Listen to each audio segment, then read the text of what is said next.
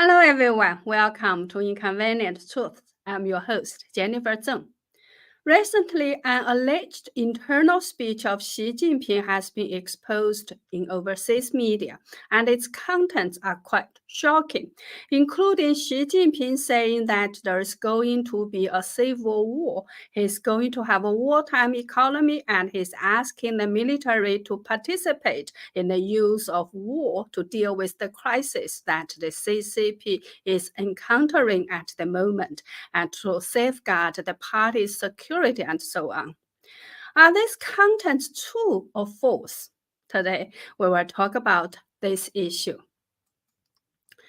From June 17th to 19th, the CCP's Political Work Conference of the Central Military Commission was held in Yan'an, attended by members of the Central Military Commission, the Joint Command Center of the Central Military Commission, and the war zones, including those in charge of the armed police forces, and so on. Although the content of Xi Jinping's speech has been reported for a while, what has not been reported publicly was revealed overseas through different channels a few days ago. It was said that Xi Jinping emphasized the need to prepare for civil war and to defend Beijing and the party's Central Committee. He said, "We have come to Yan'an today for a military meeting to prepare for a civil war. You all have to realize that we are facing a major economic and political crisis. The war has already started, and if we don't respond in a warlike manner, our party and government will go bankrupt." You have all seen the police tax comeback centers that have been set up all over the country. If the joint police tax combat centers can't resolve the economic dilemma, we have to have a wartime economy, bayonet to bayonet if necessary, and the military needs to take action.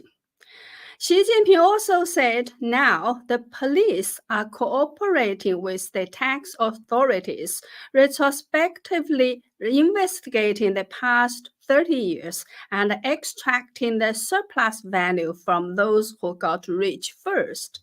Didn't we agree that the rich people who got rich first should help the others get rich too?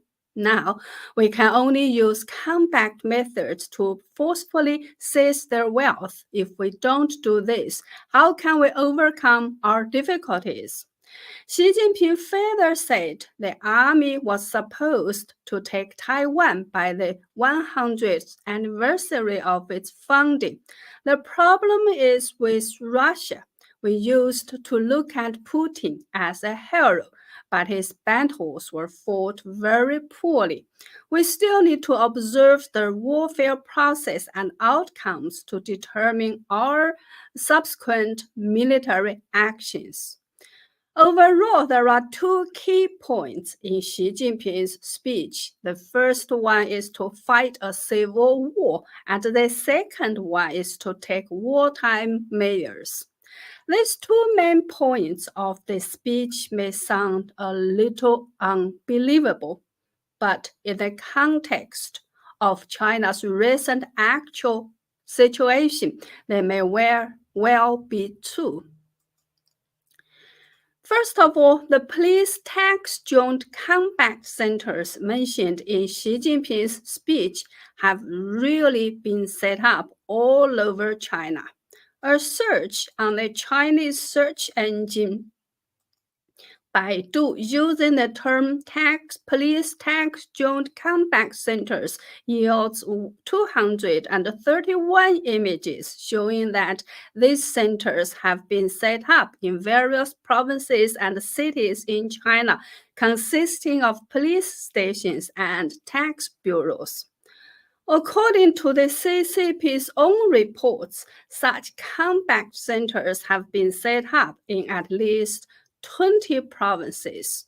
There are only 23 provinces in China plus 5 autonomous regions. So this means that most of the provinces already have such centers.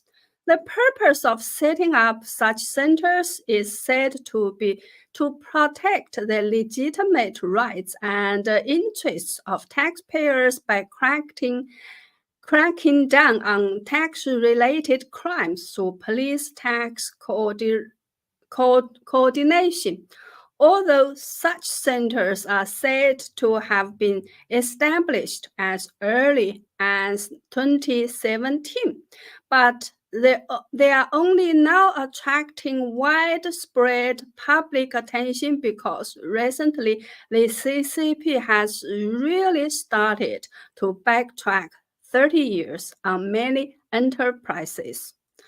For example, on June 13th, VV Group, based in Xuzhou City, Zhejiang Province, made an announcement that it had been asked to pay back taxes for the period from January 1st, 1994 to August 31st, 2009, for a total of about 58 million yuan or 11.69 million US dollars for the period from 1994. So the CCP is really asking companies to pay taxes of 30 years ago. Another listed company, Ningbo Bohui Chemical Technology, was also ordered to pay 500 million yuan or 68.75 million US dollars of backtracked taxes. As a result, the company announced a production halt with its share price dropping sharply. These two are typical examples of the recent backtracking of 30 years of taxes by the CCP authorities. People are now joking that the CCP is issuing 50-year government bonds and collecting taxes from 30 years ago. This means that not only are they borrowing money to be repaid in 50 years, but they're also trying to collect taxes from businesses dating back 30 years. Secondly, the CCP recently passed a very important law called Rural Collective Economic Organizations Law of the People's Republic of China. It has 8 chapters and nearly 10,000 words and was passed by the National People's Congress on June 28th, 2024. It will come into effect on May 1st, 2025. As its name suggests, this law is of course about the implementation of connective economy in the rural areas and how to organize and manage all the farmers participating in the connective economy in the rural areas. There are many people who say that by passing this law now, the CCP is going back to the old path of the People's Commune of Mao Zedong's time, when land was owned by the state or collectively, and all the people worked together in the fields in exchange for the so-called work credits, which in turn were exchanged for food and sometimes cash. And one time, everyone even went to the communal cafeteria to eat together, not being able to cook or eat in their own homes in order to enjoy the so-called communist life. Of course, the result of this, as we all know, was that in the late 1950s and early 1960s, the CCP starved nearly 40 million people to death. So, is Xi Jinping now going back to Mao's old ways by introducing the collective economy? I think the answer is yes and no at the same time. I've carefully studied the provisions of this Rural Connective Economic Organization law, and I find it very scary. For example, in Chapter 2, Membership, Article 11, it states, quote, residents who have the household registrations in or have had their household registrations in a rural collective economic organization and have formed a stable relationship of rights and obligations with the rural collective economic organization and whose basic livelihood is guaranteed by the collectively owned land and other properties of the rural collective economic organization members are considered members of the rural collective economic organization, unquote. This is to say that all people born in the countryside are, in fact, under the jurisdiction of this law. The Article 4 in Chapter 1, General Provisions, states, quote, rural collective economic organizations shall adhere to the leadership of the Communist Party of China and perform their duties in accordance with the law under the leadership of the Township Party committees, Street Party committees, and village party organizations, unquote. This means, in the name of this law, all those born in rural areas are officially and legally under the leadership of the Communist Party now. Therefore, this law may contain elements that could revert the household contract responsibility system implemented after the reform and opening up to the commune system. However, its primary purpose lies in strengthening comprehensive control over rural areas and the countryside. This comprehensive control is precisely the prerequisite for implementing a wartime economy. With this legal framework in place, once the CCP declares a state of war, this law could immediately come into play, responding to the need for severe control of all social resources in wartime.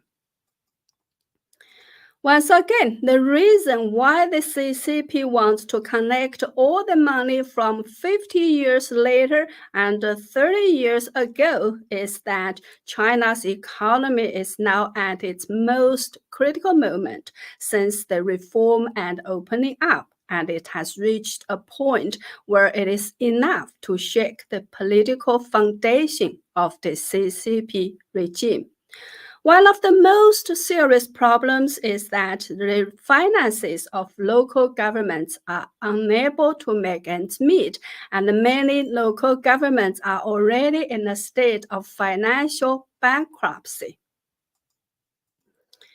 In the first 5 months of this year, the National General Public Budget revenue dropped by 2.8% year-on-year. In terms of tax revenue, which is called as the economic barometer, the national tax revenue dropped by 5.1% year-on-year. And the biggest source of revenue for local governments, the revenue from land use rights, dropped by 14% year-on-year. Recently, there were rumors on the internet that even Shanghai, which was always been the best financial shape in the country, had to borrow 10 billion yuan from 5 temples in its jurisdiction as short-term working capital in order to balance its financial statement for the first half of this year, although the government quickly came out to deny these rumors. Last year, another city in China, Tianjin, was also said to have borrowed money from a temple to pay its civil servants. In some cities, some bus lines have been shut down because they can't afford to pay wages, and in some places, there is no one to collect the garbage because they can't pay their sanitation workers. In addition, China's financial risks are also increasing. According to Chinese official media reports, more than 40 small and medium-sized rural banks have been absorbed and merged or dissolved since the beginning of June this year. They didn't use the term bankruptcy just to save face. There are also at least 337 banks officially categorized as high-risk institutions. On the other hand, corruption in the banking sector is also increasing day by day. In the first half of this year alone, banks also saw 21 officials fall from grace, including two vice ministerial level cadres. More financial system shockwaves are on their way. Problems of unemployment, lower wages, and so on are also prevalent. The number of newly registered unemployed residents in Shenzhen rose as much as 40% year on year in the first quarter. You know, Shenzhen borders Hong Kong and was once known for its vibrant private economy and technology companies. If the unemployment rate is so high even in Shenzhen, how much worse could the situation in other cities be? In addition, half of this year's 11.79 million college graduates have yet to find jobs. There have also been vicious incidents all over China as the economy collapses, leading to a lack of livelihoods. All of this is the backdrop for Xi Jinping's internal speeches about civil war and the need to use the military to defend the CCP's regime.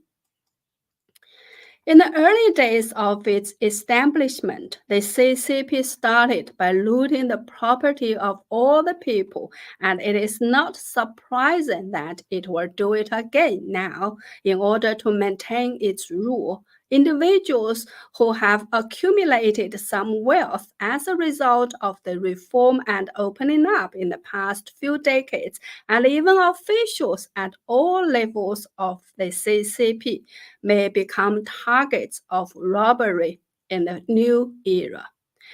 Therefore, the establishment of the police tax joint combat centers means treating business owners, senior management, and ordinary citizens who still have some profits that can be extracted as enemies. The tax collection from them will be conducted in a combat-like manner. The South China Morning Post recently disclosed that the CCP has capped the annual salaries of financial executives and applied them retroactively. This also means that those who earned more than 3 million yuan or 412,000 US dollars a year will need to return the excess money they earned in the past. Therefore, the CCP is ready to grab private property again through the so-called police tax joint combat centers. If anyone dares to resist, the next step will be to use the army to suppress them or to directly implement a wartime economy. Of course, it is also possible that Xi's reference to a civil war could refer to the need to take Taiwan because, in the eyes of the CCP, fighting a war with Taiwan could also be seen as a continuation of the civil war fought against the then Kuomintang government before the founding of the CCP regime. While many believe that Xi's purging of the military has rendered the CCP army incapable of fighting, using the example of the former Soviet Union, this may not be the case. Prior to the outbreak of World War II, Stalin conducted a major purge of the Soviet army from 1936 to 1938, with 3 of its 5 marshals being purged. But this in no way deterred Stalin from sending troops to Poland in 1939 to participate in World War II. In this sense, if history repeats itself, what will CCP do next? Well, that's all for today. Please like this video, subscribe for more, tell us what you think in the comment area, or go to my website at jenniferzengblog.com, jenniferzengblog.com to sign up for a membership or make a donation. Your support is what it makes it possible for me to continue to tell the inconvenient truths. Thank you. See you next time.